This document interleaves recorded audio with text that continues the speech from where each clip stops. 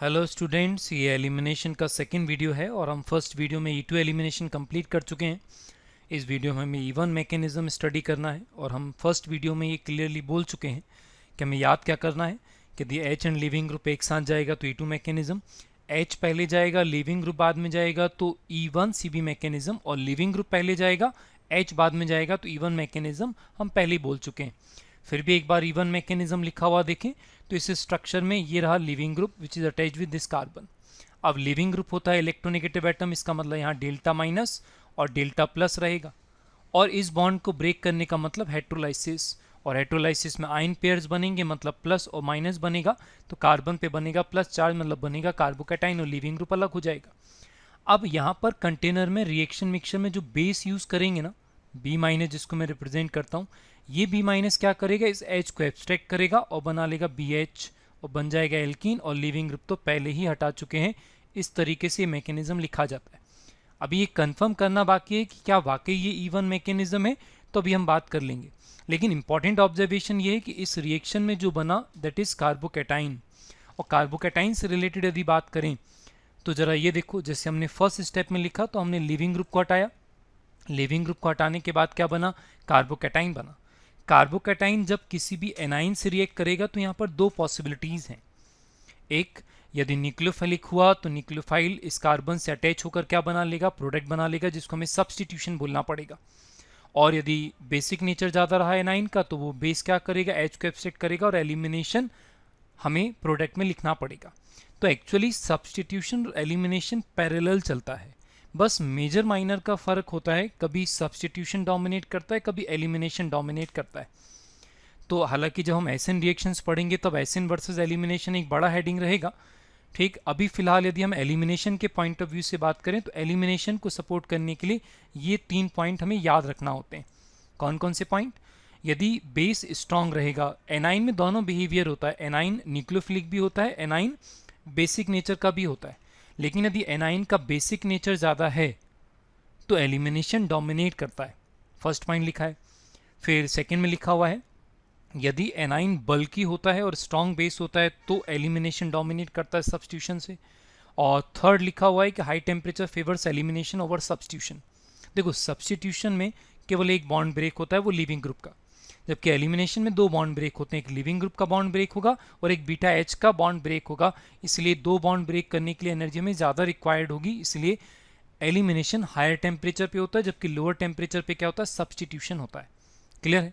अब यदि मैं जो एनाइंस हैं उनके बेसिक स्ट्रेंथ पर डिस्कशन करूं तो एनाइंस को मेनली इन 4 डिफरेंट पार्ट्स में क्लासीफाई किया जाता है। देखो हमने लिखा, कुछ एनाइंस होते हैं जिनमें बेसिक नेचर ना के बराबर होता है, जो एलिमिनेशन नहीं करते, ठीक। कुछ एनाइंस होते हैं जो केवल बेस होते हैं, जो सब्स्टिट्यूशन नहीं करते, जो केवल क्या करेंगे, जो एलिमिनेशन करेंगे। फिर थर्ड कैटेगरी में ये स्ट्रॉन्ग न्यूक्लियोफाइल भी हैं, स्ट्रॉन्ग बेस भी हैं। दूसरे फैक्टर डिसाइड करते हैं कि सब्स्टिट्यूशन डोमिनेट करेंगे कि एलिमिनेशन डोमिनेट करेंगे। और लास्ट वाला जो लिखा हुआ है ये वीक न्यूक्लियोफाइल होते हैं, वीक बेस, इनमें भी दोनों की पॉसिबिलिटीज बराबर ही होती हैं। अब यहाँ पर बेस ऑनली वाले कॉलम में देखो 2 टर्म लिखे हुए हैं, DBN एंड DBU। ये क्या है, ये बुक्स वगैरह में बहुत कॉमन लिखे हुए होते हैं बेसिस। इन बेस को देखें, DBN और DBU का फुल फॉर्म ये होता है, हमारे सिलेबस में बहुत ज़्यादा यूज़ होता नहीं। तो फिलहाल हम सब्स्टिट्यूशन पे जाना नहीं चाहते, हम एलिमिनेशन पे जाना चाहते हैं। और एलिमिनेशन पर यदि चलें तो हमें एलिमिनेशन कंटिन्यू करना है और हमें ये वाला प्रोसेस हमें स्टडी करना है आज E1 मैकेनिज्म के लिए। क्या हुआ, फर्स्ट स्टेप में सबसे पहले हुआ क्या कि लॉस ऑफ लिविंग ग्रुप हुआ, क्या बना, कार्बोकैटाइन बना। फिर सेकेंड स्टेप में क्या हुआ, बेस ने H को एब्स्ट्रैक्ट कर लिया और क्या बन गया, एल्कीन बन गया। इस प्रोसेस में जिसमें भी इंटरमीडिएट बनता है, फर्स्ट स्टेप होता है स्लोएस्ट स्टेप और ये वाला स्टेप होता है फास्टर स्टेप। इसका मतलब ये फर्स्ट स्टेप होता है RDS, रेट डिटरमाइनिंग स्टेप। ये हमने GOC में स्टडी किया था, formation of intermediate is always rate determining step. तो हम ये वाला मैकेनिज्म कंटिन्यू करते हैं, देखते हैं, चेक करते हैं, क्रॉस चेक करते हैं क्या वाकई ये E1 मैकेनिज्म था। तो इंपॉर्टेंट पॉइंट्स में लिखना स्टार्ट करते हैं, और इंपॉर्टेंट पॉइंट्स में हम फर्स्ट लिख रहे हैं जनरली 2 स्टेप मैकेनिज्म। मैंने जनरली क्यों लिखा, मैंने ऑलवेज क्यों नहीं लिखा, क्यों, इसलिए नहीं लिखा क्योंकि कार्बोकैटाइन के फॉर्मेशन में एक से ज़्यादा स्टेप इन्वॉल्व हो सकता है। ठीक है ना। लेकिन ये कंफर्म बात है कि कोर स्टेप्स तो 2 ही रहेंगी। जो हमने ऊपर लिखा था कोर स्टेप्स तो 2 ही हैं। पहला स्टेप क्या रहेगा core step, loss of leaving group. अब ये अलग बात है कि लिविंग ग्रुप बनाने में एक एक्स्ट्रा स्टेप यूज हो जाए, जैसे हम डिहाइड्रेशन ऑफ अल्कोहल में भी देखने वाले हैं। और लास्ट कोर स्टेप क्या रहेगा, प्रोटॉन ट्रांसफर। मतलब बेस क्या करेगा, H प्लस को एब्स्ट्रैक्ट कर लेगा, और यदि H प्लस को एब्स्ट्रैक्ट कर लिया तो जो बन जाएगा वो क्या बन जाएगा, वो एल्कीन बन जाएगा। ये 2 कोर स्टेप्स हैं, ठीक है ना, ये कोर स्टेप रहेगा। क्लियर है। अब यदि मैं बात करूं तो 2 स्टेप मैकेनिज्म है, और हमने देखा था कि इसमें क्या बन रहा है, इंटरमीडिएट क्या बन रहा है, कार्बोकैटाइन बन रहा है। अब यदि मुझे कार्बोकैटाइन वाला ग्राफ बनाना है तो कार्बोकैटाइन के ग्राफ के लिए हम क्या कर सकते हैं, हम ग्राफ यदि बनाएं तो हमने ग्राफ पहले भी जीओसी में देखें, एक बार फिर से देख लेते हैं। ग्राफ बनेगा कुछ ऐसा, 2 स्टेप। क्यों, ग्राफ में 2 जंप आए ना, इसलिए। यदि मैंने एनर्जी और रिएक्शन कोऑर्डिनेट के बीच में यदि ग्राफ बनाया है तो देखो स्टेप 1 का जो एनर्जी बैरियर है वो ज़्यादा है, स्टेप 2 फास्टर स्टेप है, और जो इंटरमीडिएट बनाते हैं वो इस पॉइंट पे बनता है, यहाँ पर बनता है क्या, आर प्लस। और यदि आर प्लस यहाँ पे बनेगा तो ये कंफर्म बात है कि आर प्लस का stability decides reactivity in even mechanism in this reaction. ठीक, हमने जीओसी में ये बड़ा इंपॉर्टेंट रिजल्ट स्टडी किया था, और रिजल्ट था वो ये, यदि इंटरमीडिएट कार्बोकैटाइन बन रहा है तो stability of the compound was directly proportional stability of the intermediate form.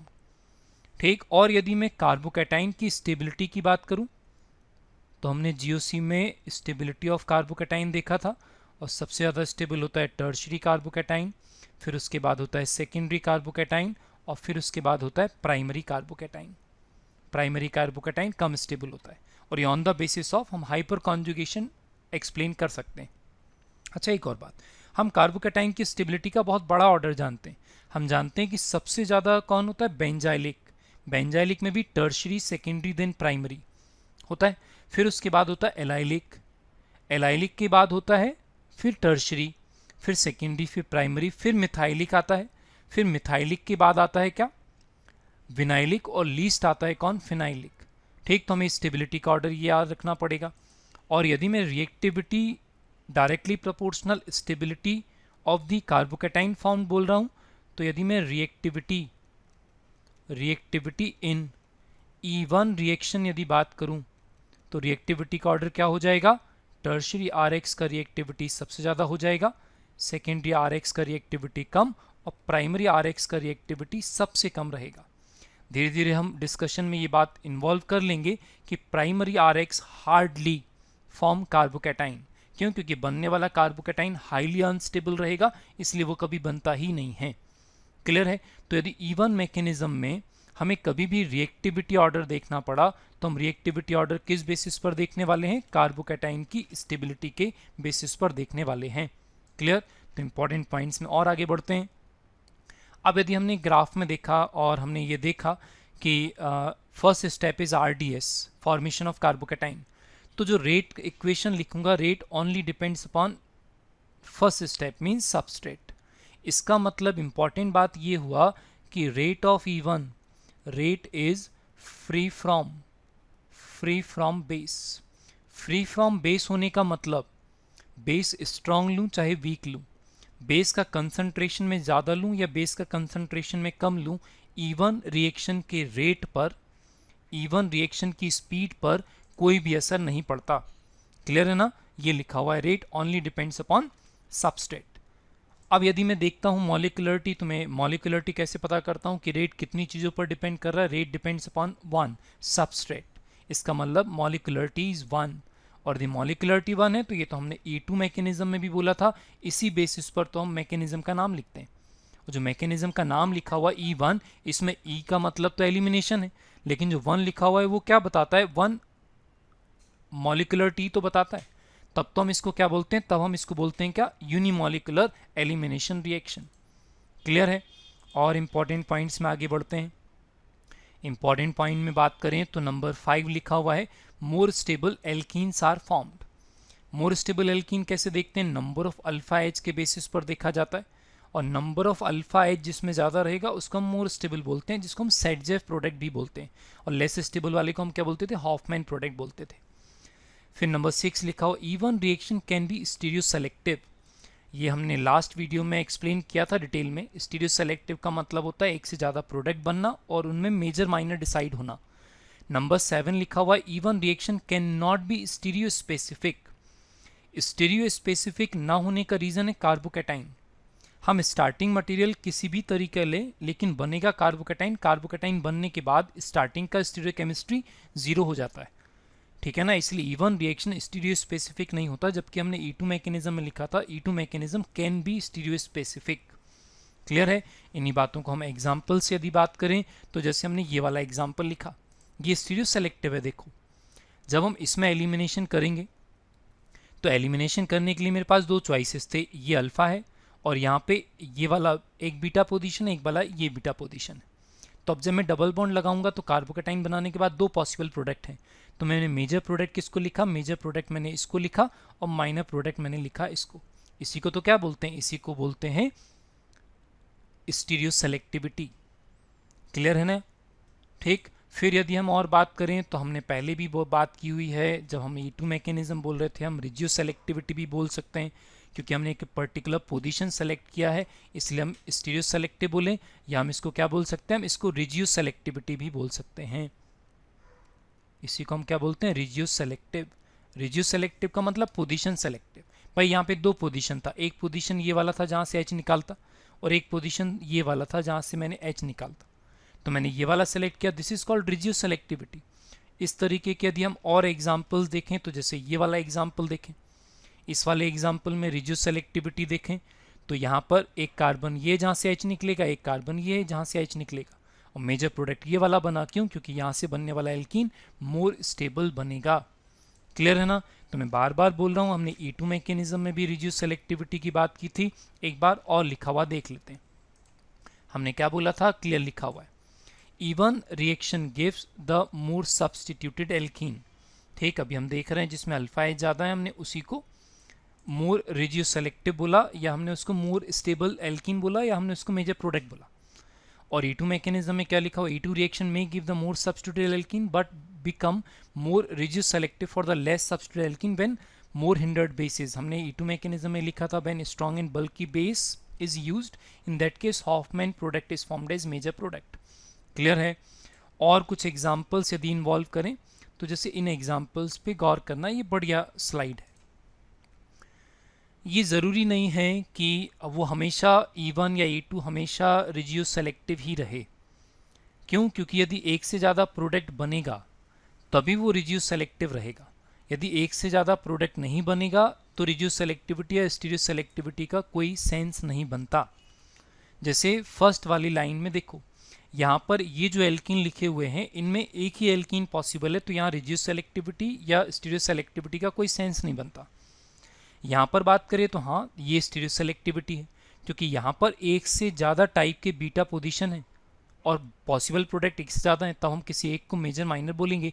तो यहाँ पर ये वाला जो फर्स्ट लिखा हुआ है मोर सब्स्टिट्यूटेड, ये मेजर रहेगा और ये वाला जो प्रोडक्ट रहेगा ये वाला माइनर प्रोडक्ट रहेगा। नेक्स्ट एग्जाम्पल में भी देखो हमने क्या बोला, ये स्टीरियो सेलेक्टिविटी है, मेजर माइनर हम बोल सकते हैं। मेजर माइनर केवल अल्फा हाइड्रोजन के बेसिस पे नहीं बोला जाता, हमने ज्योमेट्रिकल आइसोमेरिज्म में भी पढ़ा है, हम सिस ट्रांस में भी तो स्टेबिलिटी की बातें करते हैं।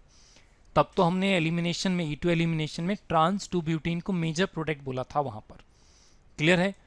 तो regioselectivity, stereoselectivity, stereospecific, एक बार ध्यान से सोच लेना, इजी टर्म्स है लेकिन इंपॉर्टेंट है। फिर यदि हम E1 मैकेनिज्म के एग्जाम्पल्स पर आएँ तो डिहाइड्रेशन ऑफ अल्कोहल सबसे इंपॉर्टेंट रिएक्शन होता है, और डिहाइड्रेशन ऑफ अल्कोहल में alcohol when heated with some dehydrating agent जो बनेगा वो एल्कीन बनेगा। लेकिन मैं क्लियरली ये पहले ही बोल दूं, मैंने पहले भी रिएक्टिविटी के टाइम पर बोला था ये कि यदि सेकेंडरी और टर्शरी अल्कोहल लिया तब तो E1 मैकेनिज्म होगा, ये कंफर्म है। लेकिन हमने बोला था कि primary substrate hardly form carbocation, इसका मतलब प्राइमरी अल्कोहल में मुझे क्या लिखना पड़ेगा, E2 मैकेनिज्म लिखना पड़ेगा। और ये इंपॉर्टेंट बात है। नॉर्मली हमें ऐसा लगता है कि एसिड कैटलाइज जो होता है वो E1 मैकेनिज्म होता है हमेशा, लेकिन नहीं, वो केवल सेकेंडरी और टर्शरी अल्कोहल में ऐसा होता है। क्लियर है। अब यदि हम डिहाइड्रेशन ऑफ अल्कोहल के लिए कुछ लिखना स्टार्ट करें तो सपोज हमने एक कंपाउंड लिया इस तरीके से और यहाँ पर हमने OH CH3 एक अल्कोहल ले लिया और हमें एक डिहाइड्रेटिंग एजेंट लेना पड़ेगा, और डिहाइड्रेटिंग एजेंट सबसे इंपॉर्टेंट होता है अपने सिलेबस में कंसंट्रेटेड H2SO4। जब हम हीट करेंगे तो यहाँ पर जो प्रोडक्ट बनेगा वो प्रोडक्ट बनेगा एल्कीन, और ये है डिहाइड्रेशन ऑफ अल्कोहल। क्लियर है बात। अब यदि हम इसके मैकेनिज्म पर बात करें तो यहाँ पर मैकेनिज्म होता है 3 स्टेप मैकेनिज्म। ये होता है 3 स्टेप मैकेनिज्म। 3 स्टेप मैकेनिज्म में क्या होगा, तो अभी मैकेनिज्म लिख के बताऊं, पहले मैं स्टेटमेंट्स में लिख दूं। स्टेप 1 में सबसे पहले होता है protonation, protonation of alcohols. Protonation of alcohols बोलो या बोलो फॉर्मेशन ऑफ ROH2+, बात तो एक ही है। ROH पे जब H+ अटैक करेगा, जुड़ेगा, तभी तो RH2+ बनेगा। स्टेप 2 में हम अभी क्या लिखेंगे देखना, फॉर्मेशन ऑफ कार्बोकैटाइन। हम डिटेल में लिख सकते हैं, हम बोल सकते हैं expulsion of H2 and formation of intermediate carbocation. Step 3 में क्या होगा, removal of H+ and formation of multiple bond. तो मैं डायरेक्ट लिख देता हूँ क्या, formation of pi bond, formation of multiple bond. ठीक, अब यदि मैं किसी मैकेनिज्म को यहाँ लिखकर बताऊं तो जरा मैकेनिज्म पे बात कर लेते हैं। इन्हीं स्टेप्स को मैकेनिज्म में लिखा हुआ देखो।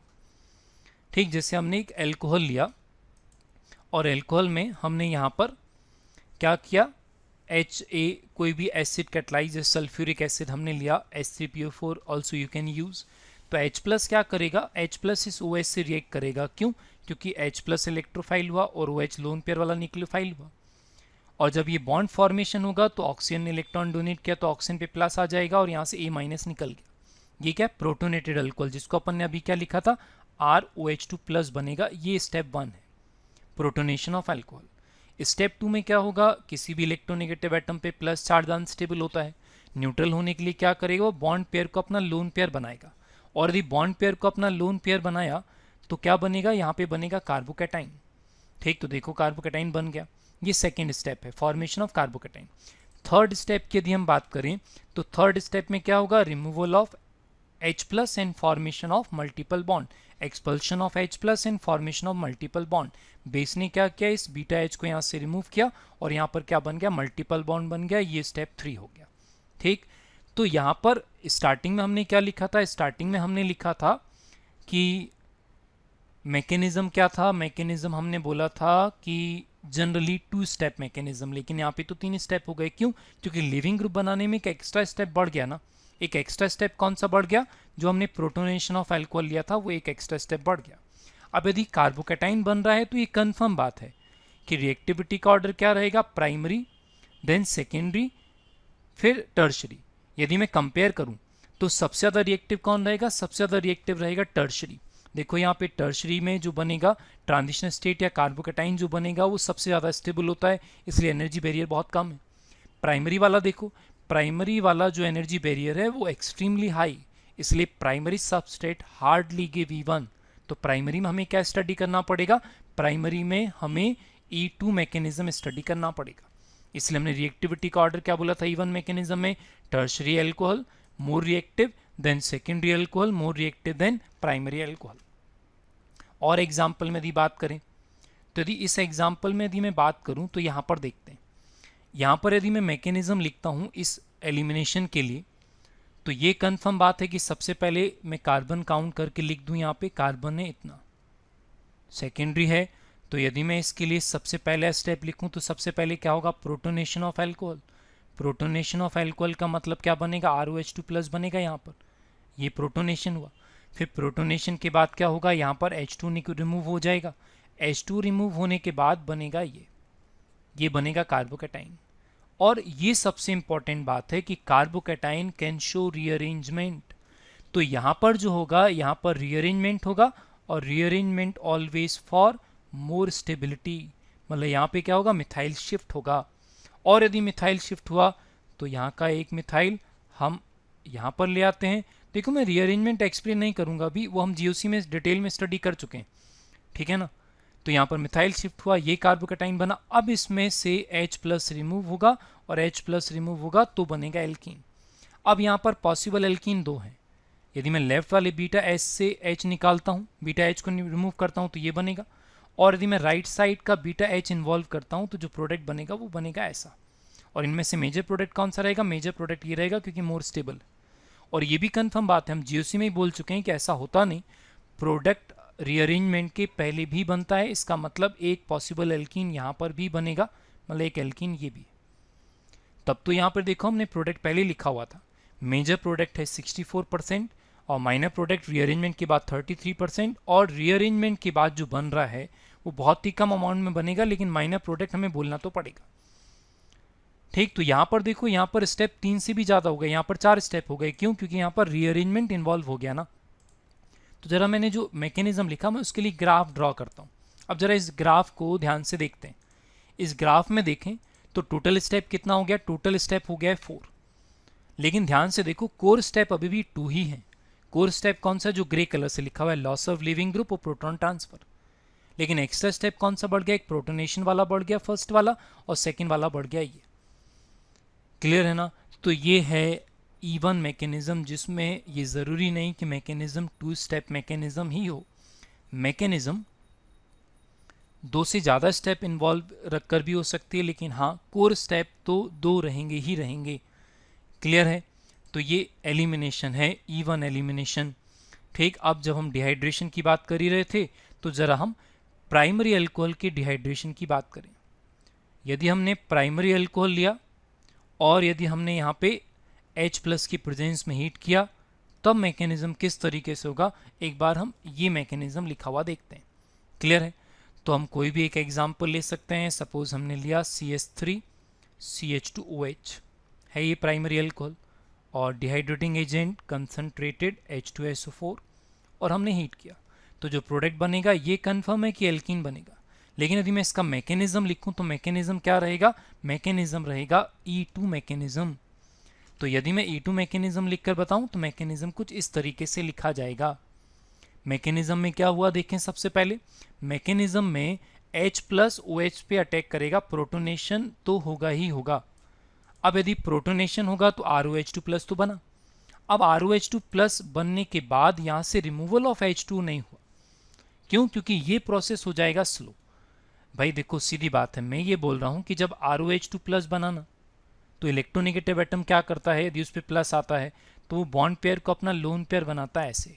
मैं ये बोल रहा हूँ ये प्रोसेस होगा स्लो, यहाँ का बैरियर होगा बहुत हाई। क्यों? क्योंकि बनने वाला जो कार्बोकैटाइन है वो हाईली अनस्टेबल, तो ये वाला रिएक्शन बैरियर क्रॉस ही नहीं कर पाता, उससे पहले ही बेस का अटैक हो जाता है। बेस क्या करेगा? प्रोटोनेटेड अल्कोहल पे ही बीटा एच को रिमूव कर लेगा और यहाँ पे क्या बन जाएगा? एल्कीन बन जाएगा। ये कौन सा मैकेनिज्म है? ये E2 मैकेनिज्म है। क्यों? क्योंकि इसमें कार्बोकैटाइन नहीं बनाया हमने। ठीक है ना? तो ये ध्यान रखना पड़ेगा हम। अब देखो यहाँ पे E2 mechanism single step reaction नहीं रहा, यहाँ पर E2 एलिमिनेशन सेकेंड वाले पार्ट में, फर्स्ट वाला पार्ट E2 एलिमिनेशन नहीं है। फर्स्ट वाला पार्ट तो क्या है? Protonation of alcohol, that is addition reaction. Second वाला जो पार्ट है that is E2 elimination. Clear है? अब कुछ इंपॉर्टेंट यदि इंफॉर्मेशन पे अपन बात करते हैं तो ज़रा ध्यान से देखें। इस एग्जाम्पल पे डिस्कशन करते हैं, कुछ इंपॉर्टेंट बातें आएँ। क्योंकि हमने जब E2 एलिमिनेशन स्टडी किया था तो हमने क्लियरली बोला था कि E2 एलिमिनेशन में रीअरेंजमेंट नहीं होता। एक एग्जाम्पल लिखते हैं। ये वाला एग्जाम्पल यदि मैं लिखूं तो यहाँ पे मुझे प्राइमरी अल्कोहल बनाना है। मैंने अल्कोहल एक लिया, ये वाला अल्कोहल, और यदि मैं H+ की प्रेजेंस में हीट करूंगा, कंसनट्रेटेड H2SO4 लिया है, तो हम प्रोडक्ट देखना चाह रहे हैं। अब है तो ये प्राइमरी अल्कोहल, प्राइमरी अल्कोहल है तो मैकेनिज्म कौन सा रहेगा? प्राइमरी अल्कोहल है, और प्राइमरी अल्कोहल है तो मैकेनिज्म रहेगा E2। वेरी इंपॉर्टेंट ऑब्जर्वेशन, ध्यान से देखना। यदि मैं यहाँ पर मैकेनिज्म लिखूं तो मैं हाइड्रोजन नहीं लिख रहा हूँ, केवल स्केलेटन लिख देता हूँ। यहाँ पर जो बनेगा वो क्या बनेगा? ROH2+। फिर यहाँ पर जो बेस रहेगा B- एसिड का नेगेटिव पार्ट, वो क्या करेगा? वो बना देगा एल्कीन। ये अब क्या ये वाला एल्कीन आंसर है? नहीं, ये आंसर नहीं है एल्कीन। आंसर इसलिए नहीं है क्योंकि ये जब एल्कीन इस कंटेनर में बनेगा ना, तो जो आपने एसिड लिया है उसका H+ इस एल्कीन पर फिर अटैक करेगा, और यदि एल्कीन पर अटैक हुआ तो एल्कीन पर अटैक होने से कार्बोकैटाइन बनाएंगे हम मोर स्टेबल वाला सेकेंडरी, और मोर स्टेबल बनने के बाद यहाँ पर रीअरेंजमेंट होगा। और रीअरेंजमेंट कौन सा होगा? यहाँ पर हमें कराना पड़ेगा मिथाइल शिफ्ट, और मिथाइल शिफ्ट यदि हमने कराया तो यहाँ पर बना प्लस, और ये बनेगा कैसा? ये बनेगा कार्बोकैटाइन ऐसा। अब यदि मैं यहाँ पर H प्लस रिमूव करता हूँ तो यहाँ पर जो आंसर होगा वो आंसर क्या रहेगा, आंसर रहेगा ये। इसका मतलब very very important observation, E2 mechanism रहेगा, हम क्लियर बोल रहे हैं, लेकिन जब मैं इसका आंसर लिखूंगा ना तो इसका आंसर मुझे क्या लिखना पड़ेगा, मुझे इसका आंसर रीअरेंजमेंट के बाद लिखना पड़ेगा। ये केवल डिहाइड्रेशन ऑफ अल्कोहल में पॉसिबल है। यदि एसिड कैटलाइज्ड E2 लिखोगे ना आप कभी भी, तो जो बनने वाला एल्कीन है उसमें क्या होगा, बनने वाले एल्कीन में एसिड रिएक्ट करेगा और एसिड रिएक्ट करने के बाद फिर से कार्बोकेटाइन बनाएगा और रीअरेंजमेंट कर देगा।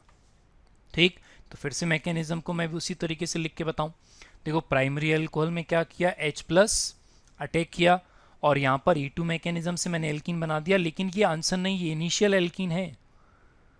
क्यों, जो इनिशियल एल्कीन रहेगा, मैं बोल रहा हूँ एसिड उससे रिएक्ट करेगा, बनेगा मोर स्टेबल कार्बोकेटाइन, फिर रीअरेंजमेंट होगा और रीअरेंजमेंट के बाद क्या बनेगा, फाइनल एल्कीन कुछ और बनेगा। ठीक है ना, ये ध्यान रखना। एसिड कैटलाइज्ड डिहाइड्रेशन में हमें E2 एलिमिनेशन में हमें रीअरेंजमेंट करना पड़ता है। क्लियर है। तो और डिटेल में बात करें तो एल्कोहल में यदि मैं बात करूं, देखो OH minus is never a leaving group in E2 mechanism. ऐसा क्यों, तो मैं क्लियरली बोलूं, E2 रिएक्शन हमने बोला था कि यहाँ पर stronger base favours E2 elimination, क्योंकि 2 का मतलब मॉलिक्यूलरिटी वाज 2। अब यदि आपने स्ट्रॉन्ग बेस लिया है और यदि आप ROH पे एलिमिनेशन कराना चाहते हो तो जो बेस रहेगा ना, बेस क्या करेगा, इस H प्लस से रिएक्ट कर लेगा इधर, और यदि H प्लस से रिएक्ट किया तो ये बना देगा RO माइनस और बेस H को लेकर निकल जाएगा। इसलिए E2 एलिमिनेशन में OH कभी भी लिविंग ग्रुप नहीं होता। तो फिर इसको कैसे लिविंग ग्रुप बनाया जाता है, लिविंग ग्रुप बनाने के लिए कुछ इंपॉर्टेंट कंपाउंड्स यूज होते हैं। यदि मैं उन कंपाउंड्स को लिखकर बताऊं तो जरा इन कंपाउंड्स को ध्यान से देखना, ये कंपाउंड्स यूज होते हैं। मैं इन कंपाउंड्स के बारे में बात करूं तो जो फर्स्ट लिखा हुआ है दैट इज टोसाइल क्लोराइड। ठीक, ये टोसाइल क्लोराइड है, मतलब ये जो Cl को अलग कर दूंगा तो ये जो रिमेनिंग ग्रुप है दैट इज टोसाइल ग्रुप। तो यहाँ पर इसको क्या लिखा जाता है, शॉर्ट में TSCl। तो यहाँ पर जब ROH लिया जाता है ना, ROH का ये जो लोन पेयर है ये TSCl पे अटैक करेगा और TSCl पे अटैक करने के बाद Cl को यहाँ से रिमूव कर देगा और ये बना लेगा ROTS। और ये जो ROTS होता है ये होता है very good leaving group, very good leaving group. और ये हमने GOC में भी स्टडी किया था। GOC में लिविंग ग्रुप वाला एक बार वीडियो देखना आप, उसमें आपको आइडिया लग जाएगा कि OTS क्यों अच्छा लिविंग ग्रुप है। हमने बेटर लिविंग ग्रुप 3 तरीके से देखना सीखा था। First, weaker bond better leaving group, weaker base better leaving group, stronger conjugate acid better leaving group. तो यहाँ पर जो कॉन्जुगेट बनेगा एसिड वो SO3H बनेगा, सल्फोनिक एसिड, इसलिए ये क्या करता है, ये अच्छा लिविंग ग्रुप है और हट जाता है आसानी से। ठीक, तो फिर एलिमिनेशन हम कर सकते हैं।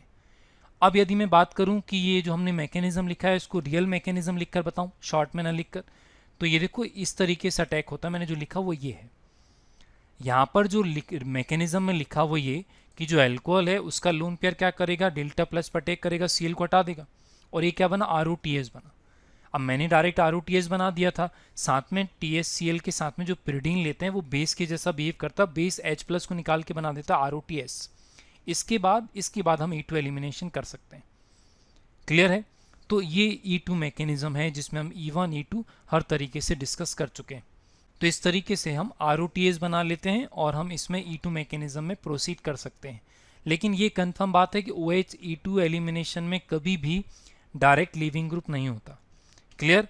और प्रैक्टिस के लिए यदि क्वेश्चन लिखना चाहो तो मैं कुछ क्वेश्चंस दे सकता हूँ। इन क्वेश्चंस को स्क्रीनशॉट ले लेना, स्क्रीन कैप्चर करना और स्क्रीन कैप्चर करने के बाद ये सारे के सारे क्वेश्चंस एक बार ट्राई कर लेना। ठीक है ना। और एग्जांपल्स यदि दूं डिहाइड्रेशन ऑफ अल्कोहल के, तो ये भी सब डिहाइड्रेशन ऑफ अल्कोहल के। Dehydration of alcohol important reaction होता है। ठीक है ना, तो ध्यान से देखना पड़ेगा। ठीक, और एग्जाम्पल लिख देता हूँ। इन सारे एग्जाम्पल्स को आप ट्राई कर सकते हो। ठीक है ना, और ज़रूर ट्राई करना, अच्छा प्रैक्टिस हो जाएगा। अब एक और इम्पॉर्टेंट बात देखो, इसमें जो इंटरमीडिएट पढ़ा हमने E1 मैकेनिज्म में वो था कार्बोकेटाइन, और कार्बोकेटाइन कैन शो रीअरेंजमेंट, और रीअरेंजमेंट बहुत बड़ा हेडिंग है। तो GOC में मैं इसके डिस्क्रिप्शन बॉक्स में रीअरेंजमेंट ऑफ कार्बोकेटाइन का वीडियो भी अटैच करूंगा। उसमें डिहाइड्रेशन ऑफ अल्कोहल के बहुत सारे क्वेश्चन हमने ट्राई किए।